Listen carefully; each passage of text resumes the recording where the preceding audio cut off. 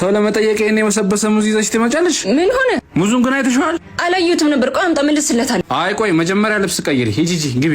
እሺ አባት እርቦኝ ነው የሚበላ ነገር የለም ሂድ ገበያ ትዝጋ ሂድ ቶሎ በል ሂድ ከዚህ ጋር እንዴት የበሰበሰ ሙዝ ትልክልኛለህ? የተበላሸ ቀይርልሻለሁ ና እንካይን ቶሎ በል ከዚህ ጋር ሂድ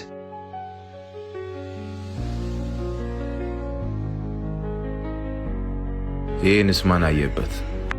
ኧረ ተው ምን ነው እናት እንዴት የበሰበሰ ሙዝ ትበላ? ምን ላድርግ እናት እርቦኝ ይሄን አትብላው ጠብቀኝ ይሄን ጽኖ እሺ ብላ አመሰግናለሁ እሺ ለምን እዚህ አበላም ነው ወስደህ ልሸጠው ነው? ኧረ አይደለም ልጄ ምርቦታል እሱ ጋር ልንበላ ነው ቢያንስ በዳቦ ብሉ እሺ እቺ ትበቃኛለች እቺ ለተቸገሩ አባቶች አስገቢልኝ የምን አባቶች እንኳን ለጌታችን ለመድኃኒታችን ለኢየሱስ ክርስቶስ የስቅለት በዓል በሰላም አደረሳችሁ ለሰው ልጅ በገባው ቃል ኪዳን መሰረት ትንቢቱ ይፈጸም ዘንድ ስለኛ መከራን ተቀበለ ጲላጦስ ይሰቀል ዘንድ ሲፈርድበት መስቀሉን ተሸክመው ቀራንዮ ወደሚባል ተራራ ወጣ ሁለቱንም እንጨት አመሳቅለው አይኖቹ ያየ እግሮቹና እጆቹን ቸነከረ ዕለተ ዓርብ ቀትር 6 ሰዓት ላይም ተሰቀለ ፈጣሪያችንን ርቃኑን ይሸፍኑ ዘንድ ምድር ሁሉ እስከ 9 ሰዓት ጨለማ ሆነ ሙታንሳ ማር ቅዱስ ሚካኤል አንድነት ገዳም የሚገኙ አባቶች ከጸሎት መልስ አረፍ የሚሉበት ባት የላቸው አባቶችን ለማገዝ ንግድ ባንክ 1044 25 98 390 አባቶችን እናግዛቸው